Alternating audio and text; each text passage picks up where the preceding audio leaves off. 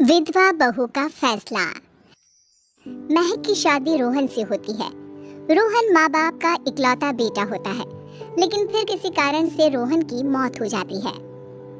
बेटा महक, तेरे आगे इतनी बड़ी जिंदगी है, फिर बच्चों की भी जिम्मेदारी। तू कोई काम कर ले। मैं तो कहती हूँ रोहन के ऑफिस में ही बात कर ले, शायद तेरे लिए कोई काम निकल आए। हाँ माँ जी, मैं भी यही सोच रही थी, लेकिन कैसे बात करूं, किससे बात करूं, कुछ समझ में नहीं आ रहा। अब वो क्या नाम था रोहन का जो दोस्त हुआ करता था, पहले तो बड़ा आता था हमारे घर। राकेश की बात कर रहे हैं? पर वो तो रोहन के बाद से कभी आया ही नहीं, पता नहीं कहाँ है वो। आया था, एक नहीं कई बार आया था, लेकिन मैंने बाहर से ही भेज दिया। घर के अंदर झांकता रहता था, मुझे ठीक नहीं लगा। अरे आपको तो पता नहीं क्या ठीक लगता है और क्या नहीं। उसका नंबर है मेरे पास, मैं आज ही फोन करती हूँ। सास राकेश को फोन लगाती है और शाम को घर आने का न्योता दे देती है। अरे आंटी, ओहो भाग्य हमारे कि आपने घर बुलाया। मैं तो कई बार आया, लास्ट टाइम तो अंकल से मुलाकात भी हो गई थी। हाँ, वो हम लोगों को निकलना था ना कहीं उस वक्त। अरे छोड़ो ना बेटा, बोलो क्या लोगे? आपकी बहू। क्या बकवास कर रहे हो राकेश? अरे मेरा मतलब ये है कि आपकी बहू कहाँ है? भाभी जी के हाथ की चाय की बस एक प्याली मिल जाती तो। महक चाय लेकर आती है, लेकिन वो जैसे ही राकेश की ओर देखती है, उसे राकेश पसंद नहीं आता। वो अंदर जाने को होती है कि अरे भाभी जी कहाँ जा रही हैं? बैठिए तो सबके साथ। जी नहीं, बच्चों को खाना खिला रही हूँ, आप माँ जी से बात करें ना। अंदर जाने के बाद सास कहती है, अरे बेटा राकेश, वो क्या है ना, वैसे तो तेरे अंकल जी की पेंशन आती है, साथ ही ऊपर 2 मंजिल मकान से किराया भी, तो हम लोगों का तो अच्छा चल जाता है। लेकिन महक, उनकी चिंता आप न करें आंटी, आदेश दें बस आप तो। देखो भाग्यवान, रहने दो, कोई बात नहीं, मैनेज हो जाएगा। अरे क्या मैनेज हो जाएगा अंकल, हमें भी बता दें। आप चुप रहिए जी। अब वो क्या है ना राकेश, तुझे तो पता है कि रोहन के 2 बच्चे हैं, उनकी पढ़ाई लिखाई का खर्चा बहुत है। हम ये चाह रहे थे कि रोहन के ऑफिस में महक को भी अगर कोई काम मिल जाता तो। क्यों नहीं आंटी जी, मैं हूँ ना, मैं बात कर लेता हूँ। वैसे तो आप हाँ ही समझिए। महक भाभी को बोल देना कि कल तैयार रहें मेरे साथ ऑफिस चलने के लिए, मैं मालिकों से मिलवा दूंगा उन्हें।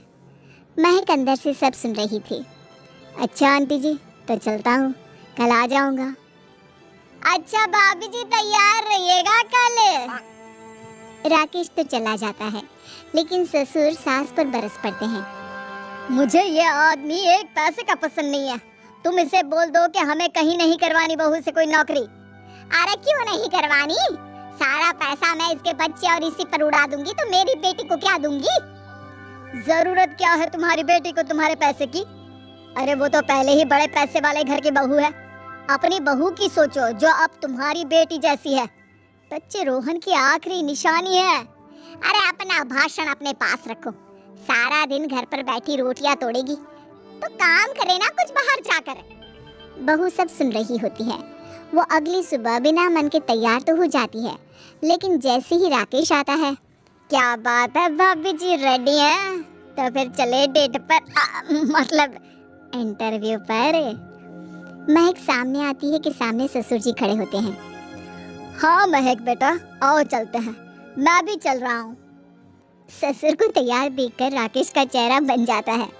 अंकल जी आप परेशान हो जाएंगे, अरे रहने दीजिए ना, धूप भी बहुत है। वैसे भी स्कूटर में तो 2 लोग ही बैठ सकते हैं ना। तो तुम चलो, मैं बहू के साथ अपनी कार से आ जाता हूँ। महक ससुर जी को देखकर खुश हो जाती है, उसे शांति हो जाती है। वो लोग रोहन के ऑफिस जाते हैं, जहाँ बॉस कहते हैं, नमस्ते अंकल। नमस्ते महक, कैसे हैं आप लोग? रोहन का सुनकर बहुत दुख हुआ अंकल, वैसे कैसे आना हुआ? बेटा, क्या हमारी बहू के लिए तुम्हारी ऑफिस में कोई काम मिल सकता है? हमने राकेश से इसी सिलसिले में तुमसे बात करने को कहा था। उसी के कहने पर हम दोनों तुमसे मिलने आए हैं। राकेश राकेश ने तो कोई बात नहीं की, ऊपर से उसने तो आज की छुट्टी ले रखी है, ऑफिस में नहीं आया, बोल रहा था जरूरी काम से जाना है। महक और ससुर एक दूसरे को देखने लगते हैं। वैसे महक क्या किया है आपने? आई मीन इंग्लिश कैसी है आपकी? महक बॉस से अपनी पढ़ाई लिखाई और क्वालिफिकेशन के बारे में सब कुछ बताती है। ग्रेट, आपके लिए काम तो है लेकिन ऑफिस में नहीं। सर मेरे बच्चे छोटे हैं, मैं फील्ड में काम नहीं कर सकती हूँ।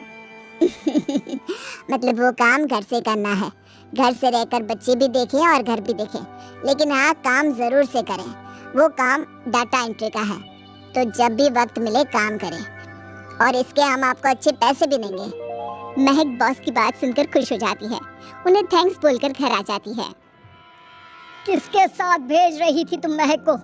अरे वो कमीना, उसने तो ऑफिस से छुट्टी ले रखी थी, बात भी नहीं की थी उसने बॉस से बहू के काम के लिए। वो तो अच्छा हुआ कि मैं साथ में चला गया। हाँ ठीक है, नौकरी मिल गई ना, इतना ही काफी है। समय बीतता है और एक दिन फिर दरवाजे पर दस्तक होती है। घर पर कोई नहीं था। महक दरवाजा खोलती है, देखती है तो सामने है राकेश। नमस्ते भाभी जी। नमस्ते, घर पर कोई नहीं है, आप कल आइएगा। अरे अरे अरे, कैसी बात कर रही हैं भाभी जी, हम तो आपकी मदद के लिए आए हैं। वो क्या है ना, अंकल जी का फोन आया था कि आपको किसी मदद की जरूरत है।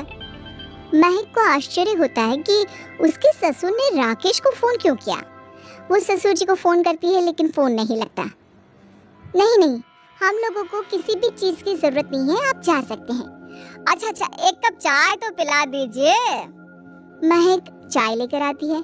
चाय पीने के बाद, रोहन मेरा बहुत अच्छा दोस्त था, उसने मुझसे कहा था कि वो रहे ना रहे उसके घर वालों का, खास करके आपका ख्याल मुझे ही रखना है, तो मैं कल फिर आऊँगा भाभी जी।